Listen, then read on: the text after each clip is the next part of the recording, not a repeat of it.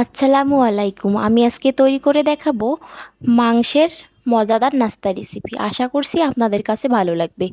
হাড় ছাড়া মুরগির মাংস 700 গ্রাম নিয়েছি। এরপর 4 পিস পাউরুটি নিয়েছি। এগুলো সাইডগুলো কেটে নিচ্ছি। সাইডগুলো কেটে নেওয়া হয়ে গেছে, মাছ দিয়ে টুকরো টুকরো করে কেটে নিচ্ছি। টুকরো টুকরো করে কেটে নেওয়া হয়ে গেলে এবার ব্লেন্ডারে এগুলো ব্লেন্ড করে নেব।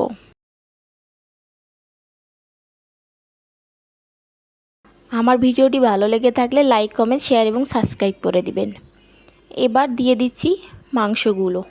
1 চা চামচ আদা বাটা, 1 চামচ রসুন বাটা, গোলমরিচ গুঁড়ো 1 চামচ, মরিচ গুঁড়ো 1 চা চামচ, লবণ স্বাদ মতো, সয়া সস 1 টেবিল চামচ। সুন্দর করে ব্লেন্ড করে নিচ্ছি।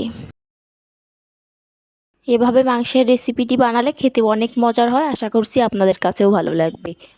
ব্লেন্ড করে নেওয়া হয়ে গেছে, এবার ঢেলে নিচ্ছি। এবার একটি পিঁড়ায় ঢেলে নিয়ে তেল 1 টেবিল চামচ দিয়ে দিচ্ছি। তেল 1 চামচ দিয়ে ভালোভাবে মথিয়ে নিচ্ছি। মথিয়ে নেওয়া হয়ে গেলে হাত দিয়ে চেপে চেপে একটি রুটির মতো করে নিচ্ছি। মোটা করে চেপে চেপে নিয়েছি। এবার একটি ছুরি দিয়ে ছুরিতে তেল মাখিয়ে সাইডগুলো কেটে মাঝখান দিয়ে নাস্তার শেপ তো কেটে নেব। যে কয়টি নাস্তা তৈরি করব সে কয়েকভাবে কেটে নিচ্ছি। এভাবে এই নাস্তার রেসিপিটি আমার কাছে তো অনেক ভালো লাগে। আপনাদের কাছে কেমন লাগে কমেন্ট করে অবশ্যই জানাতে ভুলবেন না। সবগুলো রেসিপি কেটে নেওয়া হয়ে গেছে। এবার একটি ডিম ভেঙে নিচ্ছি। 2টি ডিম ভেঙে নিয়েছি। 1 চিমটি লবণ দিয়ে সামান্য গোলমরিচ গুঁড়া দিয়ে মিশিয়ে নিচ্ছি। ডিমগুলো ফেটিয়ে নেওয়া হয়ে গেছে। এবার ব্রেড ক্রিম 1 কাপ নিয়েছি।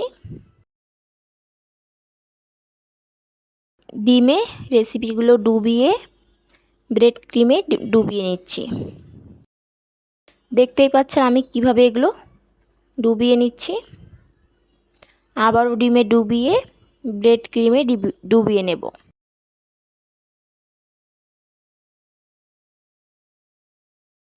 সবগুলো একইভাবে বানিয়ে নিয়েছি। এবার চুলায় একটি ফ্রাই প্যান বসিয়ে তেল হালকা গরম হলে নাস্তা রেসিপিগুলো ভেজে নেব। চুলা মিডিয়াম লো হিটে রেখে নাস্তা রেসিপিগুলো ভাজতে হবে।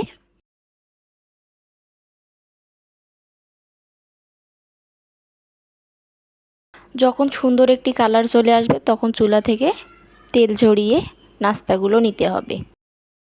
আমার রেসিপিটি কে কোথা থেকে দেখছেন অবশ্যই কমেন্ট করে জানাতে ভুলবেন না এবং ভালো লেগে থাকলে লাইক, কমেন্ট, শেয়ার এবং সাবস্ক্রাইব করার অনুরোধ রইল। সবগুলো রেসিপি ভেজে নেওয়া হয়ে গেছে। দেখতেই পাচ্ছেন কতটা সুন্দর হয়েছে। দেখতে যেরকম সুন্দর খেতেও অনেক মজার। আশা করছি আপনাদের কাছেও ভালো লাগবে।